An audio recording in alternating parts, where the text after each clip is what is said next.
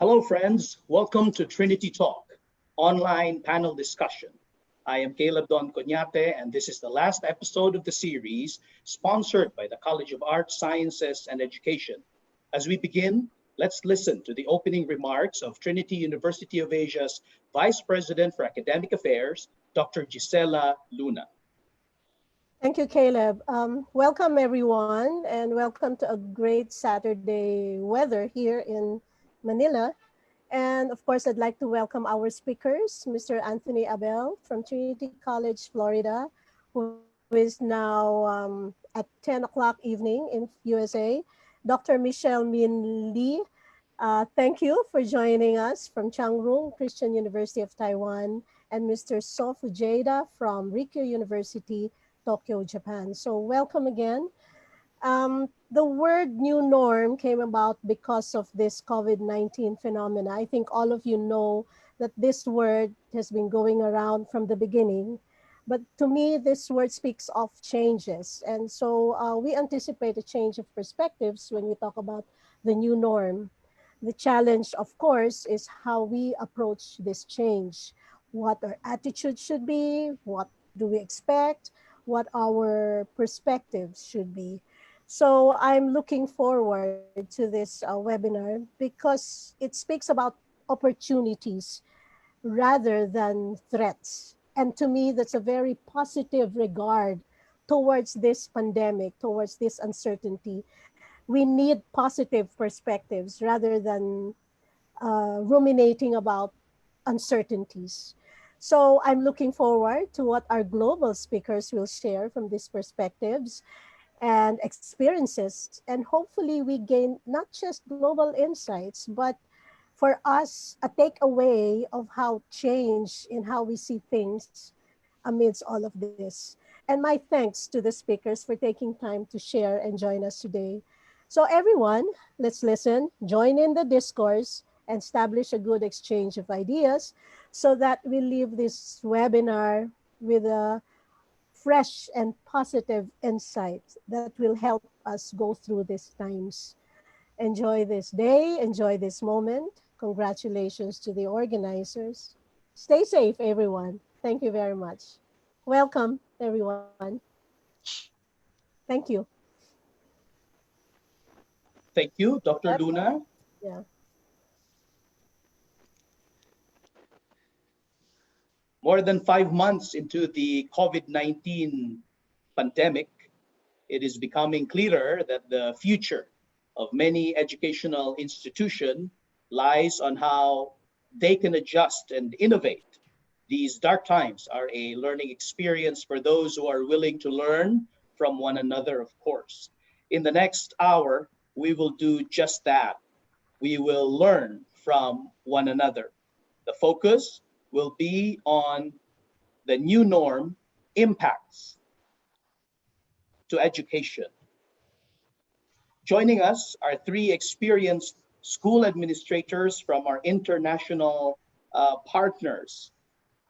The first one is the manager of the International Center of Rikyo University in Tokyo, Japan, Mr. So Fujeda. Hi, everyone. Good morning from Tokyo. So my name is So Fujeda, manager of International Office, Rikyo University in Tokyo. Actually, so here in Rikyo University, so I am basically in charge of exchange students support activities, and then the comprehensive support activities for international degree-seeking students. Yeah, actually, so Rikyo University is located at the central part of the Tokyo metropolitan area.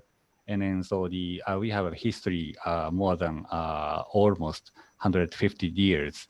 And then so our roots is in Anglican, the religious beliefs, which is totally same with Trinity University of Asia. So which is today's organizing institutions. So I am very pleased to be here because now we are struggling with COVID-19 here in Tokyo. And then so we would like to have more information studying with our colleagues all over the world. And so let me introduce just briefly about the current situation in Tokyo and Riken University. In Tokyo, the spread of COVID-19 continues very seriously right now. Actually, so with the average number of new cases every day, approaching 300 cases in Tokyo every day. So Riken University is, as I said, located in Ikebukuro area, which is 5 kilometers north of the Tokyo Metropolitan Government Office. Actually, so we have been providing higher education in this place for more than 100 years. But actually, I am sure to say that this is the first time to suffer from such a serious impact on university operations. So I look forward to sharing that kind of programs and then information, all of you. Thank you very much. Thank you, Mr. So. The next is the Dean of Office of Global Engagement of Changlung Christian University in Tainan, Taiwan. Good morning, Dr. Michelle Minyu Lee. Good morning, everyone. Good morning, Caleb. Thank you for inviting me to join today's Trinity Talk section. I'm honored to be here. And Taiwan's situation is quite different from Japan and America. And I love to share what we're doing here with everyone today, and hope we would have a good talk today. Thank you.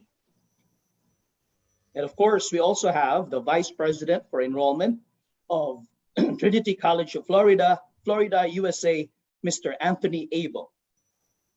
Thank you, Caleb, for inviting me to be a part of the panel today. I really am honored to do so.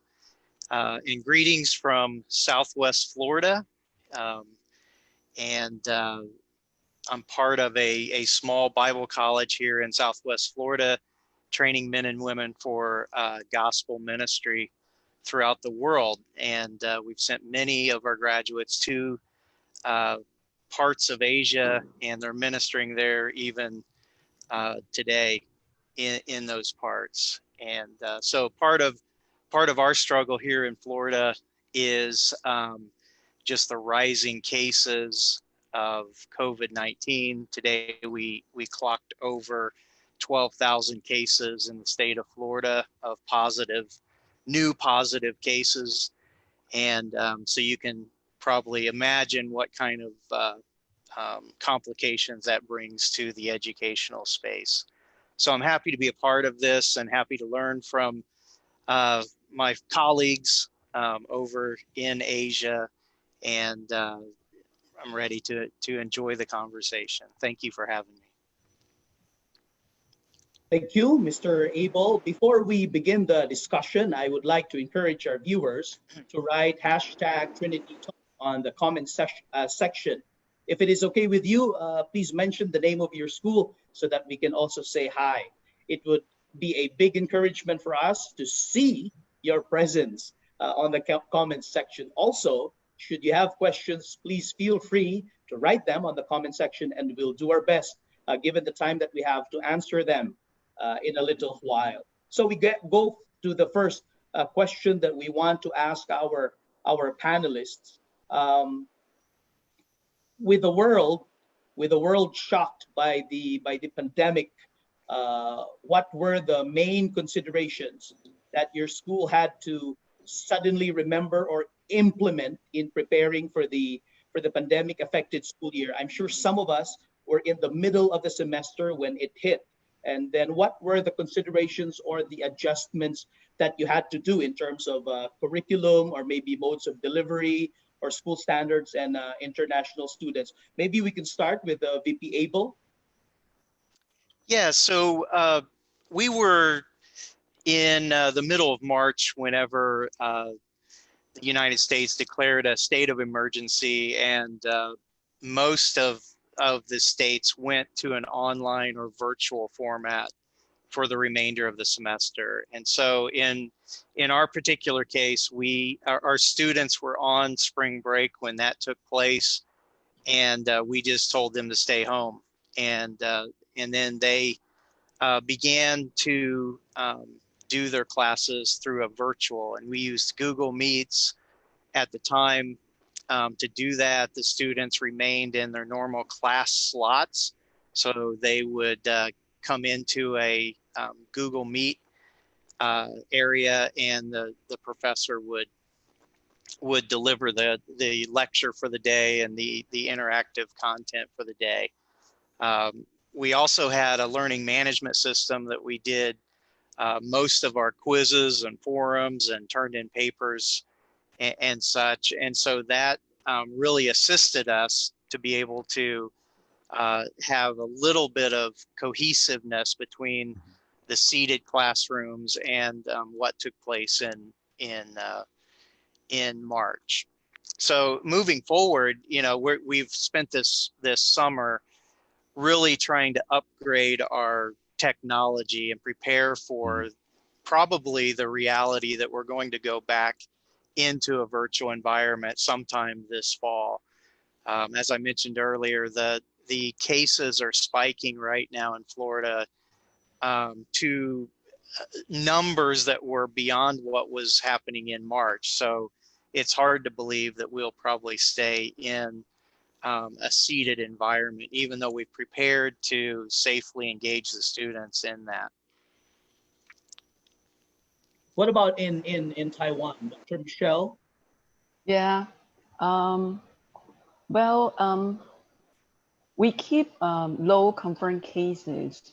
So far, they are only 450, around 450 cases in Taiwan. So basically, Taiwan is relatively safe. So what we're doing is that we're learning how to live with COVID-19. And so before the new school starts, what we need to think about is how to receive or how to help our students returning back to the campus. So I think it's very important for us to follow the governmental epidemic prevention protocol when students coming back, and also the way how we prepare student dorm for them.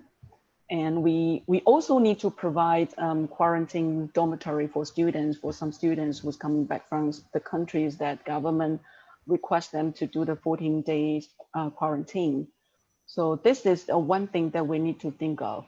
And then another thing is that for the passing 3 months, we do suffering from this COVID-19, and the immediate effect caused by this is the restriction of people's mobility.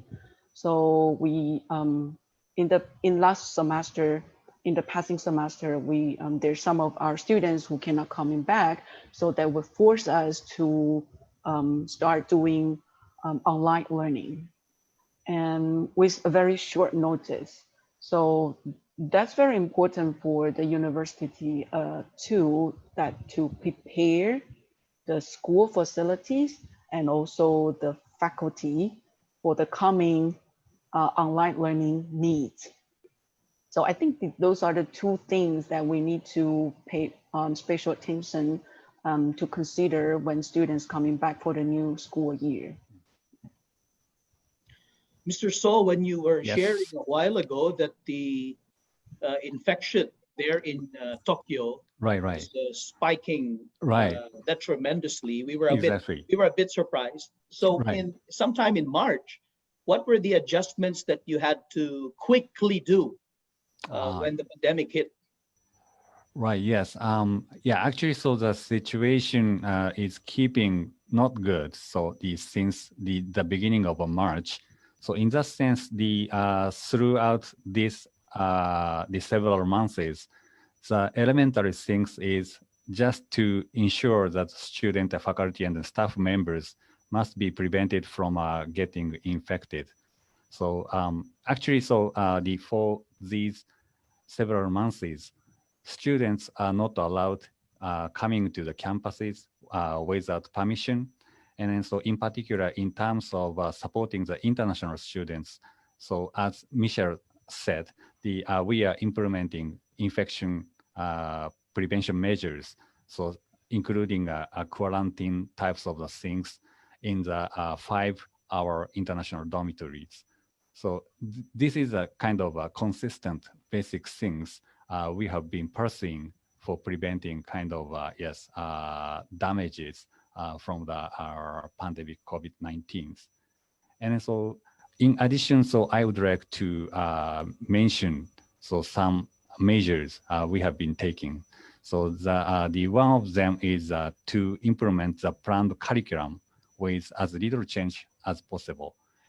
Actually, so the for the spring semester, so in Japan, actually, so the our academic calendar starts in April as a spring semester.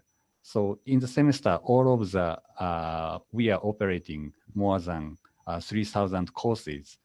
All the courses, so they switch to the online operations, and then so in that sense, so for adapting these quick changes, so now we are developing a kind of online learning support system or something like that. And then so the another things, especially focusing on how to support international students coming to Rikkyo University.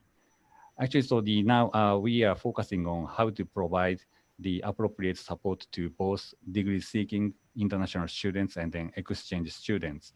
So in response to COVID-19. So currently we have approximately 750 regular international students or degree-seeking, and then 200 exchange students. As of this year, between actually, so I would say 30 and 40% of the regular international students have not been able to enter Japan due to the Japanese government restrictive immigration measures.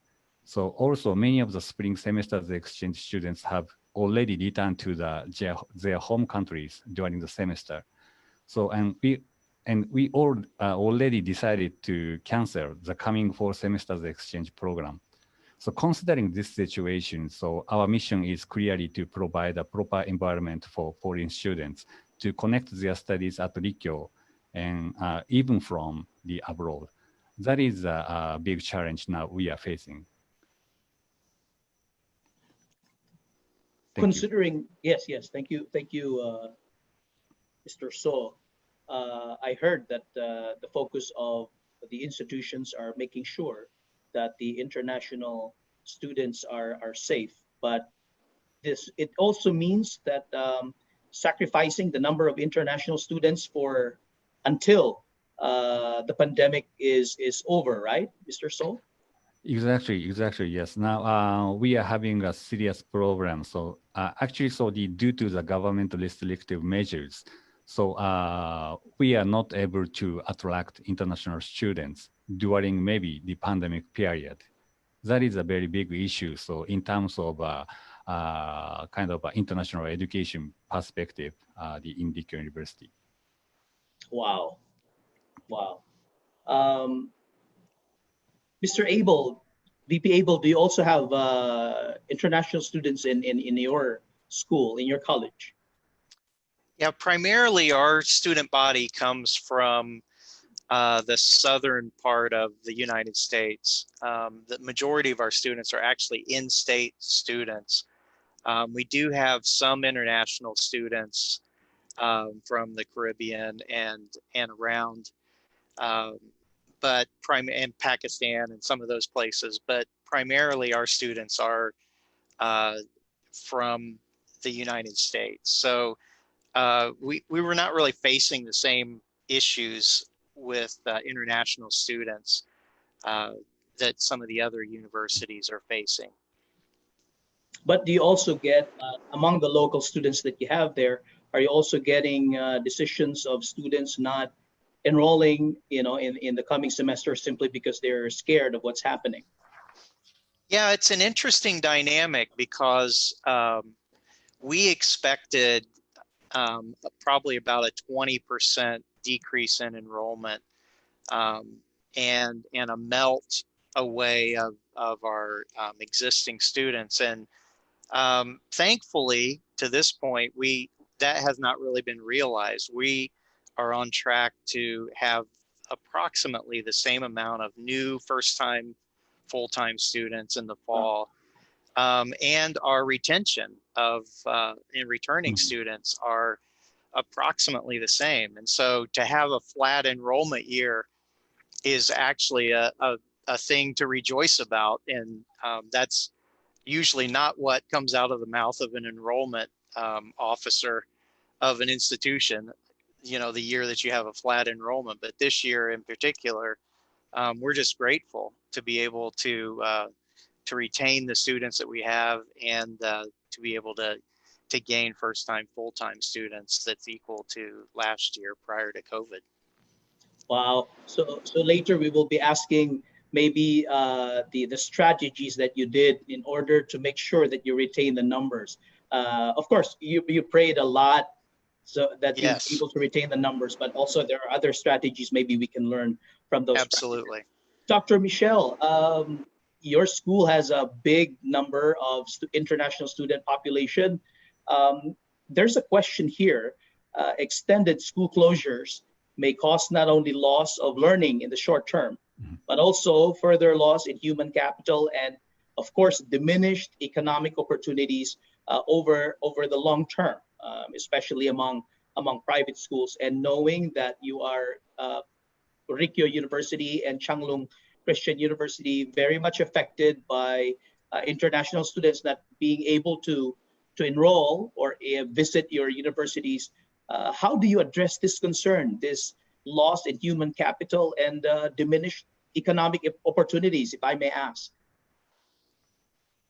Well, yeah, in Taiwan, the situation, like I just mentioned, that the situation is totally different from America and Japan. And we do have certain percentage student population, from overseas. And in the passing 3 months, they cannot coming back, right? Yes. They're kind of locked in their own country, and they're not allowed to enter into Taiwan. But right now we're reopening. So we are at the reopening process, and we open bit by bit every day. So we gradually receive students, especially, of course, international students, to coming back to Taiwan. Depends on the country and the area. Depends on the situation, the epidemic situation, in that country. If that country considered as the low risk or medium risk country, students from those countries, they can coming back to Taiwan. But right now we're still closed to those students who's in the considered as the high risk countries. So in other words, we're receiving students right now, and we're hoping that more and more international students coming back to Taiwan. So the big problem for us is how we control the epidemic. That would bring huge pressures to the universities. Once we could make the control in a pretty good on the right track, and with again a very good result, then I don't see any problems. But like Kelly just mentioned, that economic crisis in the future or loss of the human capitals. But the risk is that if we receive students from other countries, and then if the prevention measures cannot be really done really well, Yes. then the situation will out of control, and then we have to close the border again. Then we have to face the problems, going back to the beginning and then face the problem again. So the universities bear huge pressures, because the government says that if there's one infected case happens in any class, and then you have to suspend the class and the students related classes. But if we found 2 confirmed cases in any universities, then we have to suspend all the classes. In other words, if we cannot do the prevention well, then we'll be in big trouble. So our problem, Taiwan's problem is like that, how to do the prevention well. Thank you, Dr. Michelle. Mr. Saul, I think Florida, the Philippines, and Japan, we have the same problems, the spike of the infection, number of infection.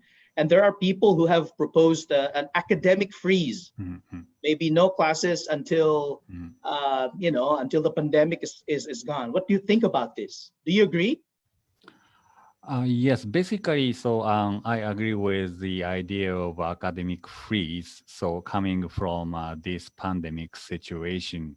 So because the simply saying, so if we think the mechanism of creating kind of academic innovation, maybe the very elementary things is how can I say, collaborate each other. So kind of in-person level. So basically maybe, yes.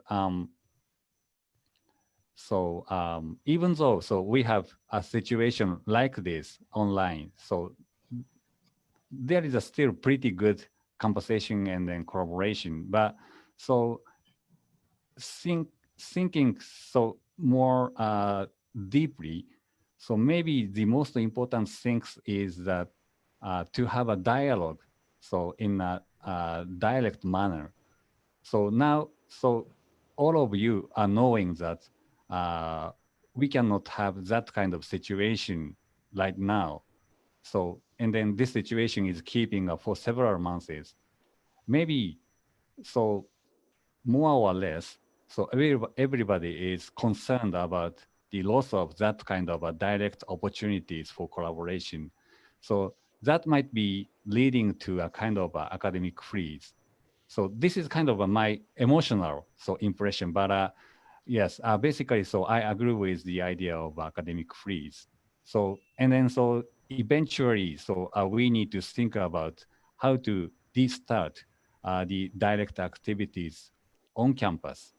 So if this situation continues, so I'm concerned the situation so getting worse more seriously. So that is my basic concern and my idea. Is that answering to your question? Yes, yes, sir. Yes, sir. My problem with the academic freeze is that if my son would stay longer at home and then not doing anything, I will spend more for the snacks. That would be, but of course, safety is a priority. But spending more for the snacks becomes also very heavy. What do you think, VP Abel? If that happens and the government would say, well, consider having academic freeze, what do you think? I was listening to the numbers that Michelle was quoting as the threshold to shutting down a class and shutting down an entire campus. And I think we've just expected actually to have some of those numbers that she quoted as positive cases on our campus. And so we've tried to prepare places, quarantine places and policies and procedures so that we don't have to shut down, but yet we can still maintain safety. And part of it speaks to this idea of the freeze, because that has been a conversation inside of our own state. And one of the biggest university systems in Florida, University of Florida, has chosen to go back on campus and to continue academics. And one of the main things that they wanted to set an example for inside the state was that they wanted to show that we need to start living in the midst of this pandemic, right, and to live and continue to do our life, but obviously have to do it differently than maybe what we did pre-pandemic, but to figure out life inside of this new norm and inside of this pandemic. And part of life is learning. And so they've chosen to do that and try to model that for the smaller schools that are around them and trying to share what they're doing and resources and ideas, and trying to be that model to avoid freeze, because we know how expensive education is, and we Yes. know, every year that you delay, there's financial implications and there's professional implications and so forth. And so, the really the big balance, that we're trying to work through on a smaller scale, and University of Florida is trying to work through on a larger scale, is how to continue life, and not suspend life, including our academic pursuits in the middle of the pandemic. And I think that's right. I mean, I think we, throughout the history of the world, we've always faced, huge obstacles. And part of culture making, which education is a part, Yes. is figuring out a way to continue through those obstacles, and value the humanities and value education and value freedom and all these other things that are important, for us to remember as part of, culture making, even in the midst of a trial such as the pandemic. Giving priority to education despite the current situation is at the core of Trinity University of Asia also. That's the reason why we have our new learning management system, the TUA Learning Cloud, so that we can still deliver education and classes to our students in the comfort of their homes. And our faculty and our staff are busy preparing for that, excited to experience the opening of classes on August 24. I have one question here from the Dean of the College of Arts, Sciences and Education, Dr. Michelle. He's asking, what are the best practices that you are implementing to ensure the safety of the exchange students that you have? Because you've mentioned it's safe there now, but you have opened your doors to international students who are allowed to go over and stay in Changlung. But what are the safety measures that you are really strict about? Well, right now, every student who would like to enter Taiwan, of course, need to be investigated by the border, right? By the border investigation. So when they entered into Taiwan, they have to do a 14-day quarantine to make sure that he's safe as well. And, once he's safe, and then we are all safe, right? Yes. After the 14 days. So that's the first step. And then when they enter to the school, we do follow governmental protocols on the epidemic prevention, including sterilization, social distancing, and wearing masks. So we do some instructions from our government to the universities. If we follow that, and I don't see any problems would happen in the future, including the amount of people who could cluster for any activities on campus. Thank you, Dr. Michelle. I'm sure that you constantly meet with one another in your universities, just addressing the protocols and the guidelines. But what are the struggles or the main problems that you think will be encountered or are expecting to address in the next few months? And what are the adjustments that you are readying for these particular struggles? Maybe we'll start with Mr. So. Yes. Actually, so here I would like to mention two things.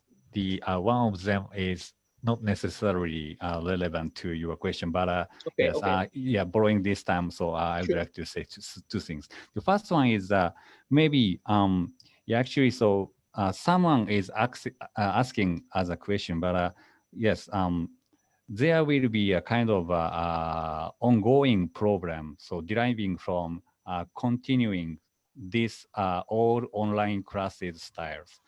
At this time, so as I said, Rikyō University has decided to continue to offer of all classes online in the coming fall semester starting at the beginning of September. Yes. But I think, and then, so I believe most of them, most of you are agreeing with me. So I think this is not a sustainable model in terms of constraints on students and then burden on faculty members. Okay. So in that sense, as soon as possible, so quickly, so roadmap, kind of a roadmap to restart the returning to the new normal. So should be completed as soon as possible. So and then so maybe kind of I would say so the new normal so would be kind of a blended type of in-person style and then online styles.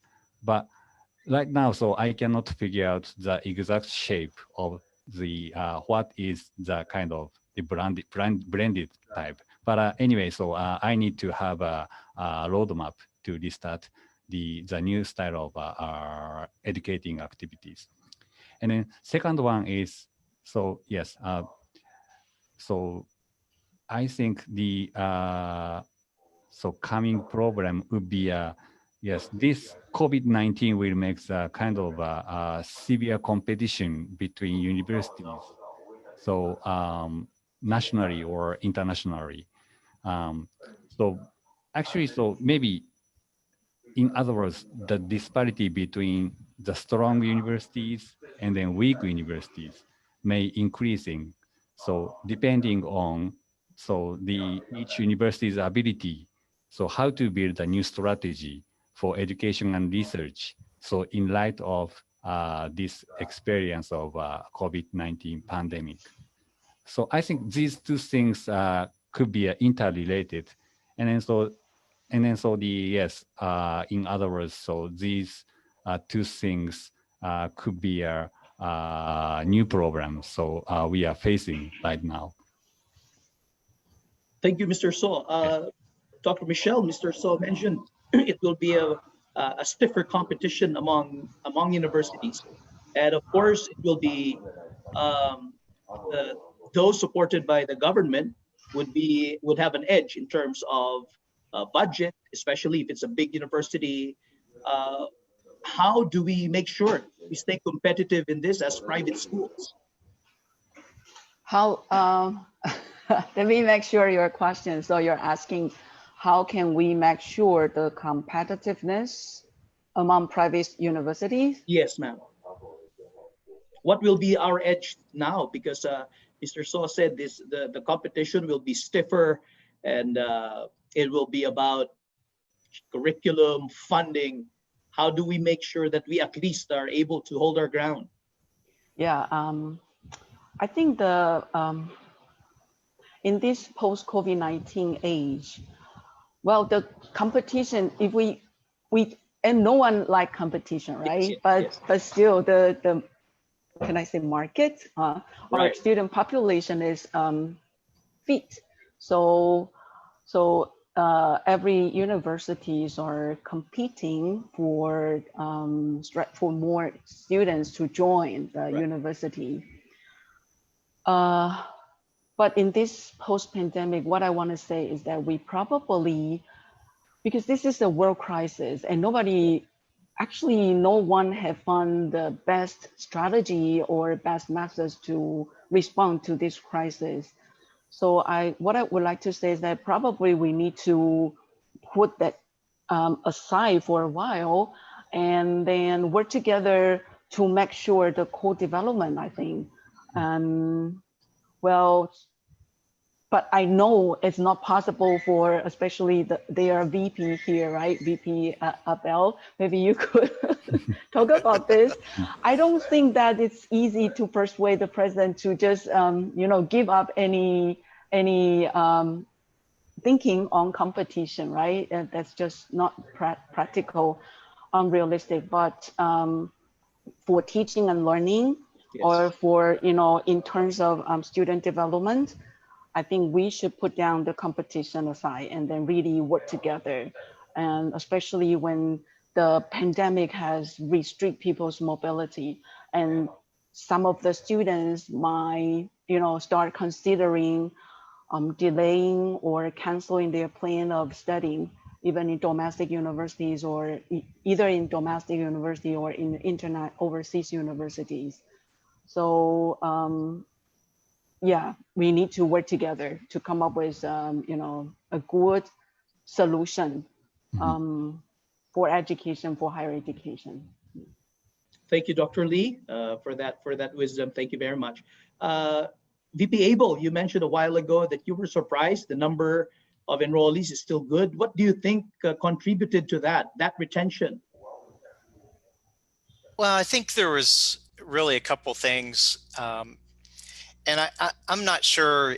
You know, I just think, you know, on one side, I don't want our institution to really take credit completely for what's taken place, although we, you know, we're surrounded with fantastic people in both student development and enrollment. But you know, I don't discount the that God has blessed us in allowing us the favor of maintaining an enrollment. But at the same time, when the students left the campus in March, we began to formulate a policy uh, of communication with those students. And it was very intentional, and it was very focused on several pieces.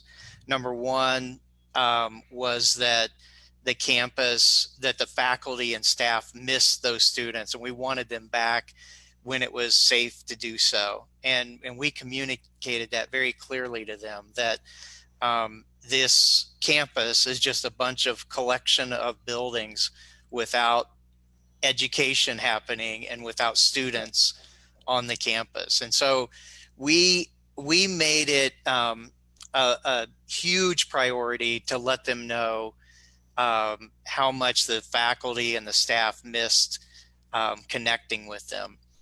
The second thing that we did was because we went to virtual classes, we had opportunities to have other virtual meetups with the students. And so one of the things that we were already doing on our campus was having small group spiritual meetings with the students. So the faculty members already had 6 or 8 students that they met with and mentored spiritually every week. And so when we went virtual, those mentors set up times to meet with those students and continue those meetings virtually with the students. And I think that was a huge piece of the retention of the existing students, because the students didn't get lost when they went home. They maintain that connection to the campus. And we tried to do as much as we could in videos and meetups and Google Meets with the students to keep them connected to their faculty members, keep them connected to significant people on the campus that they would have missed and they would have missed seeing. And so for the existing students, that was kind of our strategy, was just a really good video communication strategy for the existing students. The new students, we kind of took the same tack for them. And so what we wanted to do was really get in front of the influencers of the students that had committed to coming to Trinity College, and then get in front of the students too. And so we knew that the influencers, the parents and the high school advisors and others, would be concerned about the safety of their students coming in the fall. And so we really focused our message towards those influencers on the things that we were doing on campus that were safety Yes. protocols, and Yes. what authorities were we following to develop these protocols. Mhm. And so we commonly mention the Center for Disease Control and the Florida Department of Health inside of our messaging to them. And then we just showed them a lot of pictures of, look at all these things that we're doing on campus to prepare for your student to be here and be safe. And then we also, to the students, to the new students, the first time full-time students, we were trying to communicate to them that we were intent on giving them the college experience that they envisioned happening, you know, because these students have went all the way through high school envisioning a certain college experience. And what we wanted to relay to them was that we're preparing activities that are safe but yet fun and engaging. We're planning classrooms that are safe but yet still engaging, and times with your faculty and for mentoring and all of those things that would be expected of us. We were trying to communicate to these first time freshmen students and transfers that they were going to get a college experience, and they were going to get it in a safe way. And so I'm proud of my team and what they've done, and how they've been able to communicate this to them. They've done it in a, you know, throughout the YouTube channel and throughout Instagram. We've actually done chapels all summer, even though we had no students in the chapel, with people who were alumni, people who were beloved pastors in the area that the students always loved to hear come in and speak to them. We had them come in and do chapels, you know, to try to remind them of the experience that they left behind, and try to help keep them connected to that experience, to be able to bring them back. And I think that's, you know, that's just a really important piece that I feel like anyway, we executed, you know, in a very positive way. I'm sure we could have done a lot of things different and better, but I felt like we did do it reasonably successful for our students. So I'm sure that mentoring and that communicating with your students addressed a lot of mental and emotional issues brought about by the uncertainty these days. Yeah, it really did. I mean, it gave us an opportunity to talk through some of the anxieties of returning to campus in some of the smaller group settings. And it also gave us a chance for the president to communicate out to the students directly the things that we had in place to relieve that anxiety also. So you know, it was a I think it was the right move for us as a smaller school, because we really focus on a family, small campus atmosphere where faculty know the names of their students and they participate with them. They go places with them in our downtown and share coffee and things in small shops. So giving them that picture that can still take place, and we're ready for that to take place, I think was helpful. Thank you, VP Abel. Mr. So, what are the extras that Rikyo University has been doing just so the students and incoming students would feel the university? All right. So yes, yes, and in associating with your questions, so may I add something about Sure. the Go ahead. yes, Anthony's comment? Yes, actually, so the yes, the practice is the what Anthony is introducing to us, having a very important lessons. So even to larger universities like Rikyo. Yes, and then so the now, so I would like to add something about virtual communications, kind of now happening in the Rikyo University. Okay. Yes, actually, so the our international office, so at this time has developed we call it the online global lounge. So which is allowing any student to interact freely with each other in virtual spaces. And it in recent months has succeeded in creating brand new opportunities for more than 2,000 students Wow. between yes, Japanese and the international students. So to interact in a variety of virtual spaces. We have, I would say, we have a kind of 10 types of various themes of virtual rooms, and then students can go into that kind of virtual space at any time, so as the students want. And then so the kind of free dialogue and communications is happening so in everywhere in any time.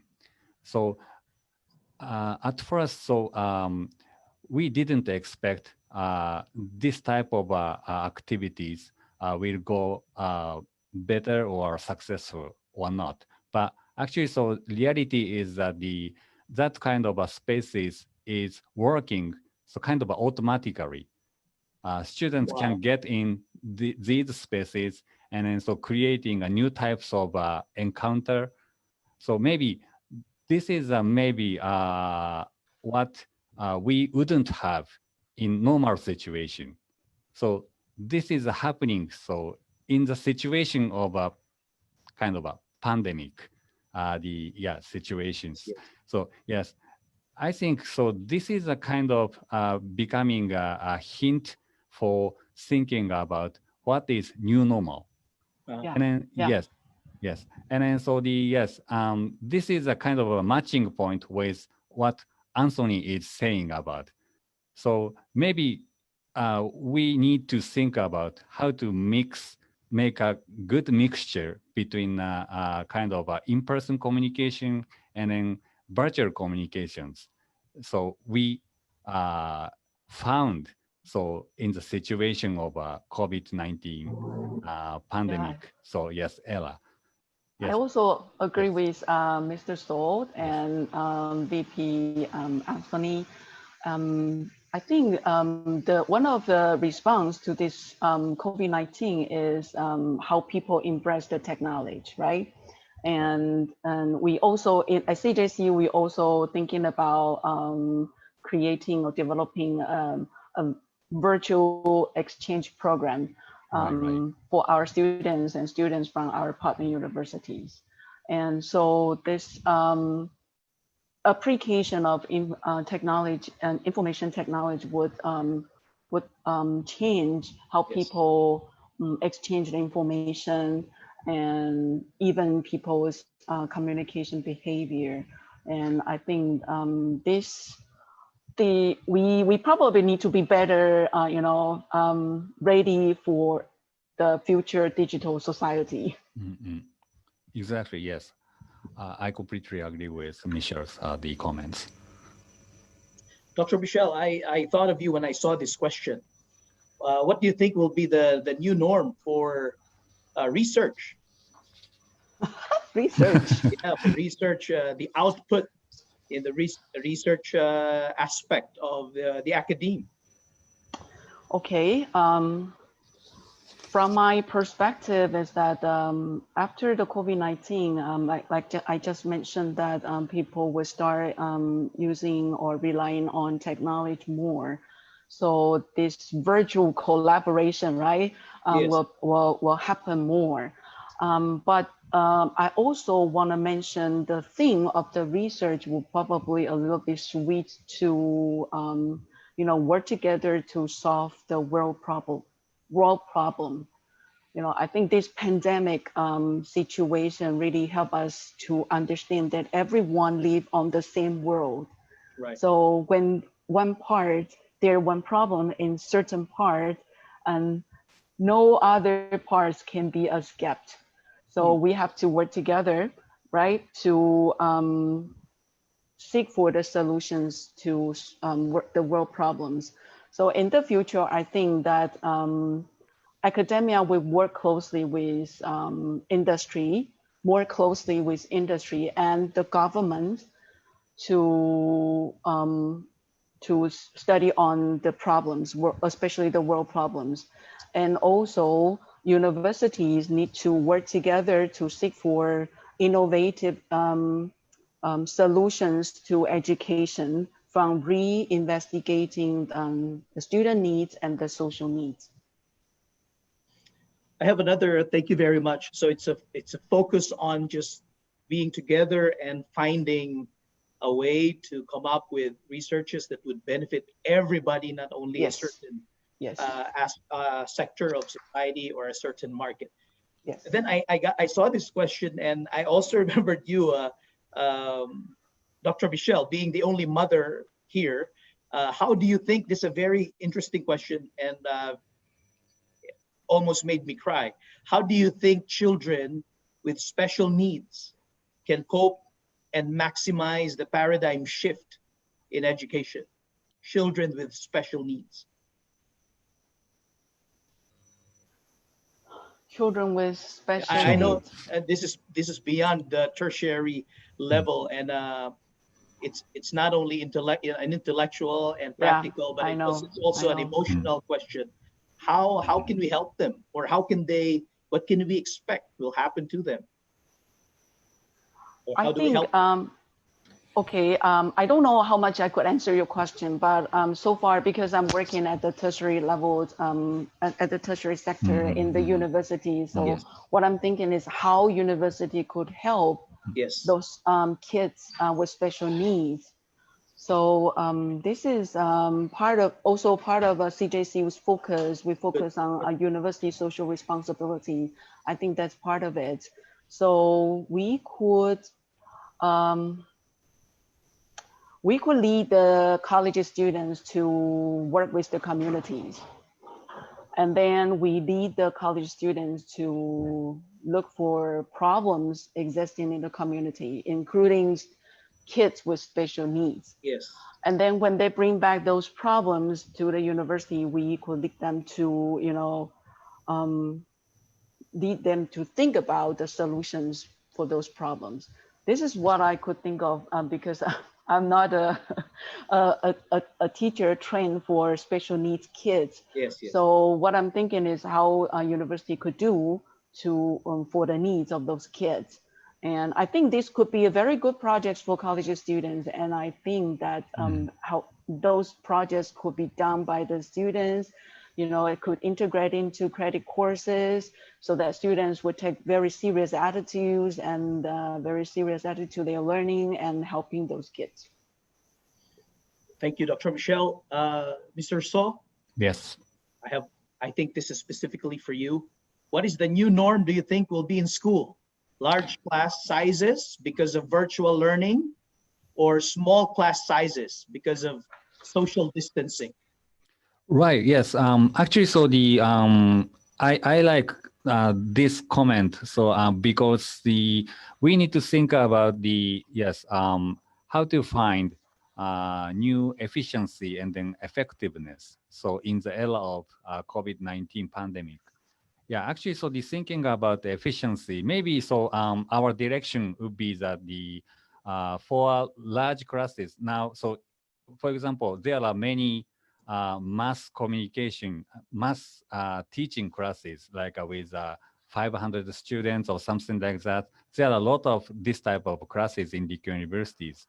So after, after Corona period, maybe so we will be thinking about possibility, those types of big classes will be undertaken by just online. So even after the pandemic is gone, and then so alternatively, we could input our efforts more to small size of classes to concentrate more intensified education and then learning activities. That could be one thing. So we will be thinking about possibility for new normal type of education and then learning activities. The one more thing we could think about for post-corona era of education and learning. So would be we will have a greater variety and then volume of learning opportunities. So yes, can be implemented. So using technology or some kind of inspirations. So as Michelle mentioned, so maybe we will be able to develop or invent new types of virtual learning programs. So for example, thinking about international educations, now Rikkyo University is starting to develop and then invent kind of a virtual exchange program. So in parallel with in-person type of traditional type of exchange programs. Yes. And then so yes, and then in addition, so now we are starting the development of very short-term overseas program, so operated by a virtual standard. So now we are starting to have a communication with overseas partner institutions, so to find possibilities to introduce new types of virtual short-term programs. If so, we could do this, the more Rikkyo University students can have new types of learning opportunities, not only domestically, but also, the facing with all over the world. That could be, yes, one point of post-corona education, so which is relevant to the new normal. Thank you, Dr. So. Last one. I promised a while ago that would be the last question, but this is really an interesting question. Very forward, very straight to the point. VP Abel, do you see education becoming an economic burden in the new normal? Well, that's an interesting debate that's been going on here in the U.S. and I'm sure throughout the world for a while. Is the huge amount of money that it costs to acquire an undergraduate degree, and then kind of the multiplier is the money that it costs to go on and get your graduate and your postgraduate education. And then one side of the argument, of course, is the money earned over the lifetime with an undergraduate education versus a high school diploma is significant. And so the payoff, if we think of it in long term, the payoff is, worth it to get that undergraduate education, even though it is expensive to get and the loans are burdensome. I think one of the bigger questions, at least in the United States, is at what point is the industry, so to speak, of education going to become unbundled, like we've seen in the airline industry and we've seen in other industries? And, at what point are the consumers or the students or the parents, or usually the ones who are paying for this education, going to demand not to pay for some of the extravagant outside the classroom expenses that go along with a college education? And I think that's probably where the debate lies, more than the total package of the education expense, because I think that's really where the discussion is moving towards is, parents, as an enrollment officer, I'm hearing parents talk about other schools, mainly because our school doesn't have these types of things, but they're asking questions like, why should I have to pay for an indoor pool when my child doesn't swim, right. And why should I have to pay for a rock climbing wall when my student doesn't, enjoy rock climbing or so forth? And so I think the discussion is really moving to this unbundling of education. And maybe the pandemic has advanced that argument.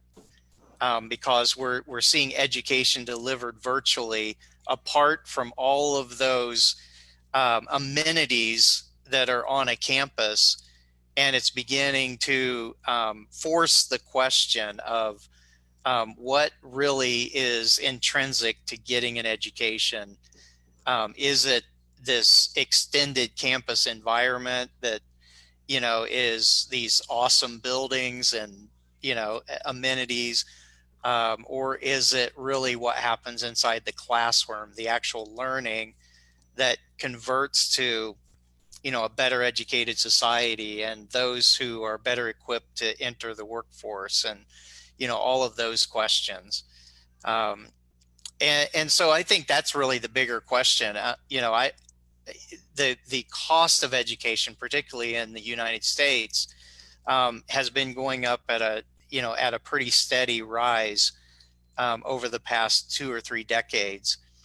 And I don't, unless there's really a momentum shift, which the pandemic could actually impose, um, you know, until there's a movement on the consumers of just rebelling against paying these exorbitant prices and there's an alternative in the market, I'm not sure that there is a solution. You know, it's going to have to be driven by um, the consumers, the payers of the education, demanding, you know, a paradigm shift from, you know, the amenities that really are driving up the education.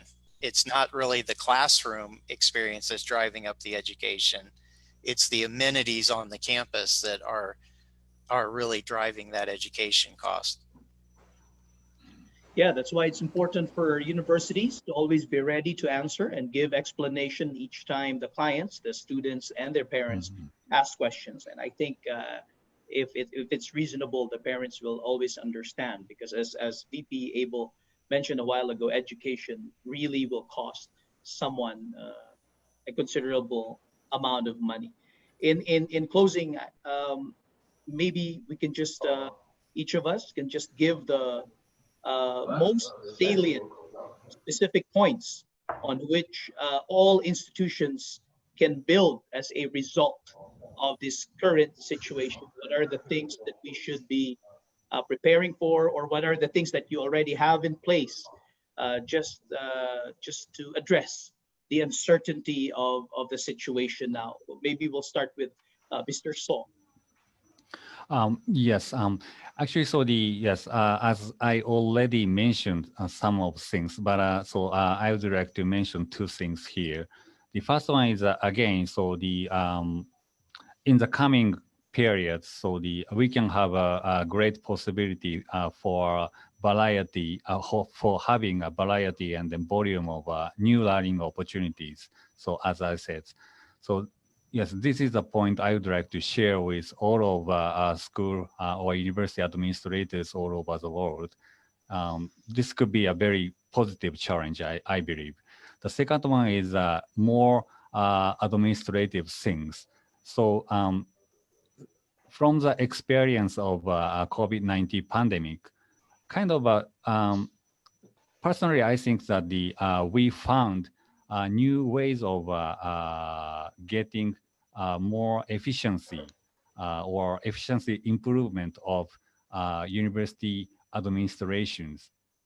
So simply saying, so now Rikyō University is trying to change all of the paperwork into the online system. And then so the part of this is already successful. So if we pursue these activities, actually, so maybe, any types of, very hard type paperwork will be gone. And then so the alternatively, we can have more time and then efforts so into new types of activities or learning activities and so on.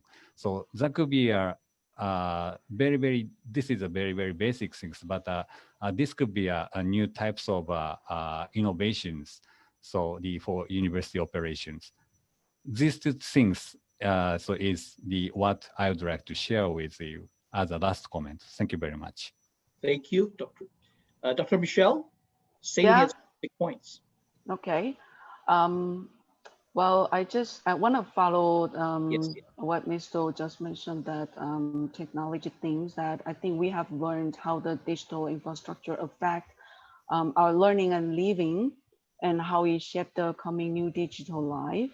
Therefore, I think what will change to cope with this new normal is the way we exchange information and the way we receive education.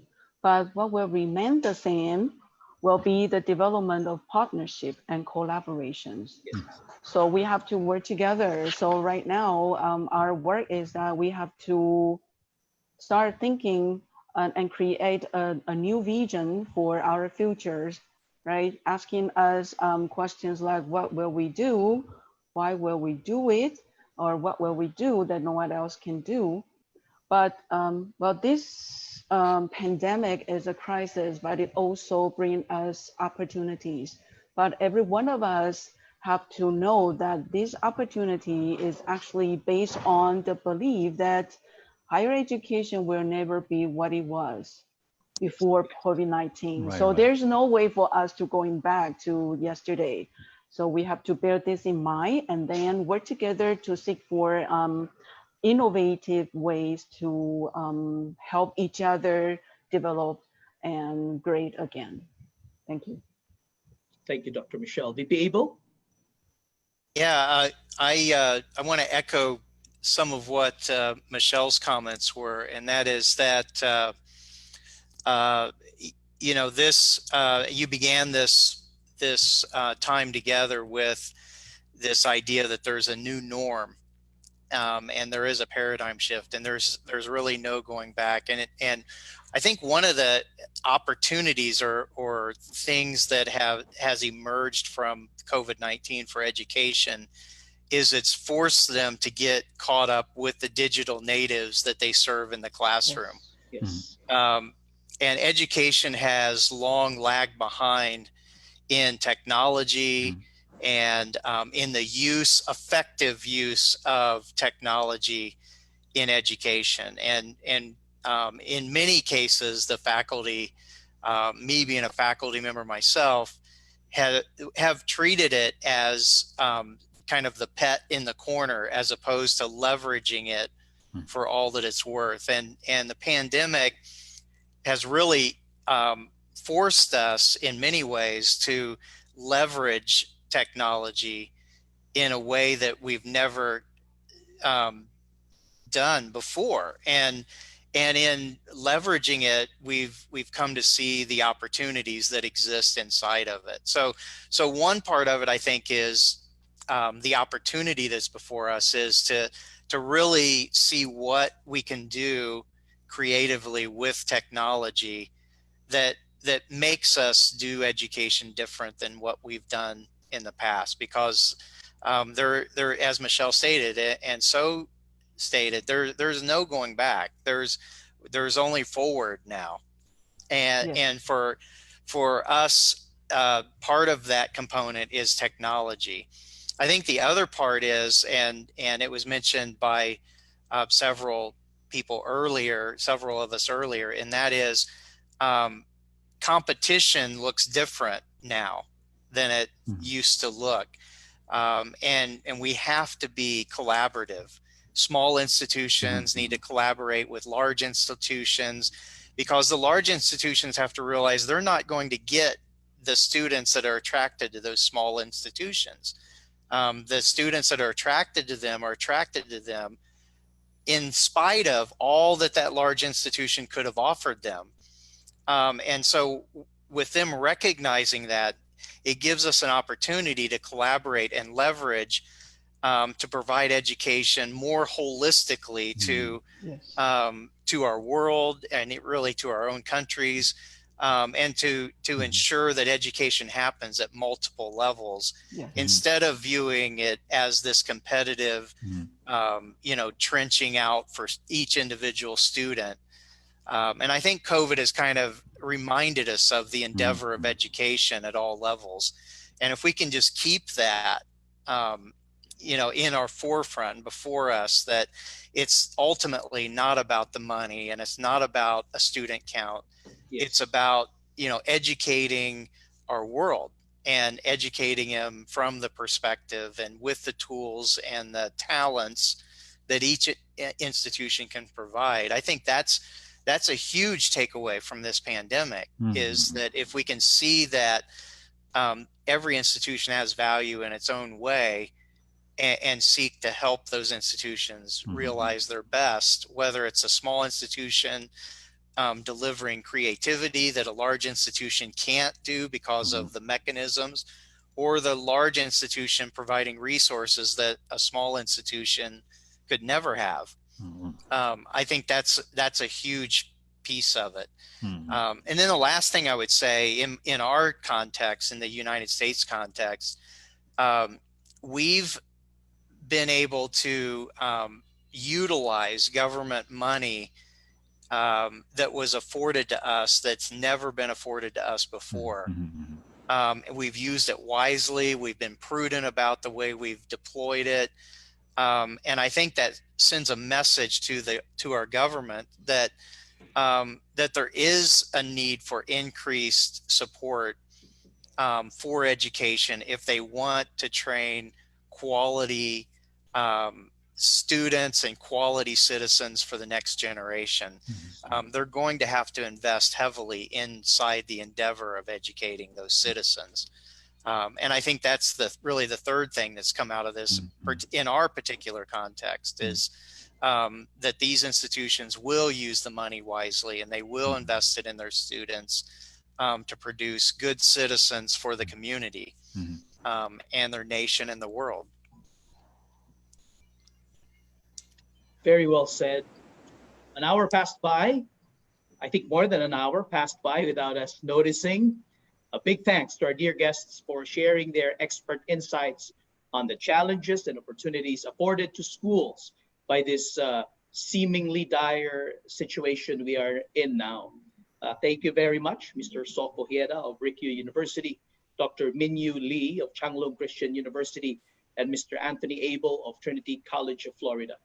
We will end with this thought. Jeremiah 29:11 says, "For I know the thoughts that I think toward you, saith the Lord, thoughts of peace and not of evil, to give you an expected end." Please stay well, everyone. May God bless the globe.